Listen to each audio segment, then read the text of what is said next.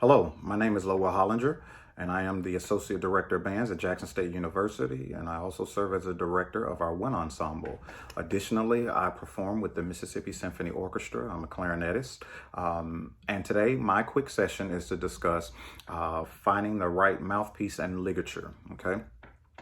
So before I get into the technicalities of mouthpieces and ligatures, I think it's very important as a director for you to first have in your head a quality sound for every instrument in the band program, okay? Especially if it's an instrument that you don't play, okay?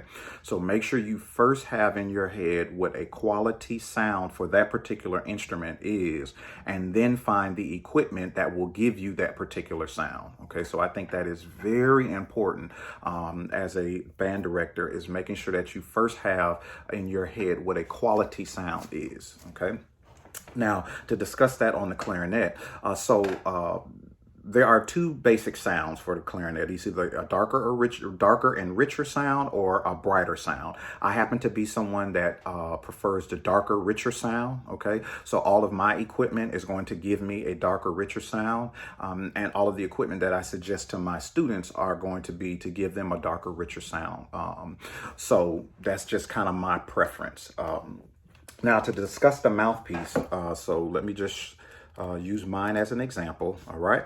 So this is the mouthpiece. There are different parts of the mouthpiece. The one that is kind of most important with this conversation is this right here, and this is the facing. So this right here, so this part is called the table, this part is called the window. Together, they're called the facing of the mouthpiece, all right? So this facing is important because it determines how close the mouthpiece is to the reed, all right? So there are three different types of facing. There's an open facing, there's a closed facing, and then there's a medium facing. I happen to like medium facing mouthpieces. But you would need to figure that out for your particular student. That's going to give you that sound that you have in your head, okay? Medium facing will be in the middle. Open facing would be further away from the reed, and a closed facing would be closer to the reed, okay? So all of that is important in this, but the most important thing is that the student tries out all three of those with different types of reeds to ensure that they get that sound that you have in your head. And whichever combination that you put together that will give you the sound that you have in your head is what I suggest you go with, okay?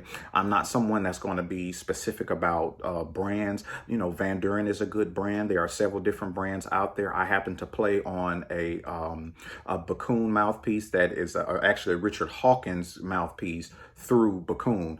So that's the one that's called Vocalise. That's the one that I particularly like. I also have a backup mouthpiece. The Van Duren BD5 is the backup mouthpiece that I happen to use. So I'm not really someone that is specific to brands. I think whatever that quality sound you have in your head is the product that you should use, okay?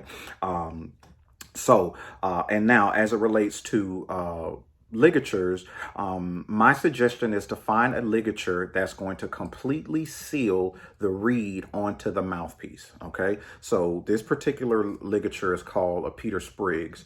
It's a little bit expensive. This one was about $100, but I like it because it completely seals the ligature onto the mouthpiece. I don't have a reed on here, but it just completely surrounds that reed and the mouthpiece, all right? So you don't have to worry about any kind of air pockets or anything of that nature. And sometimes those silver ones that you kind of get with mouthpieces, or the leather ones specifically, you have to be kind of careful of those leather ones because leather stretches, and you'll have to keep on buying new ones over time because they won't tighten up as much as you need them to. But if you get one like this that kind of surrounds the mouthpiece, you won't ever have to worry about that, because I've had this ligature forever, okay?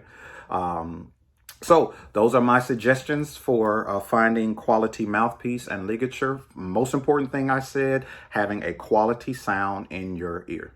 Thanks for listening.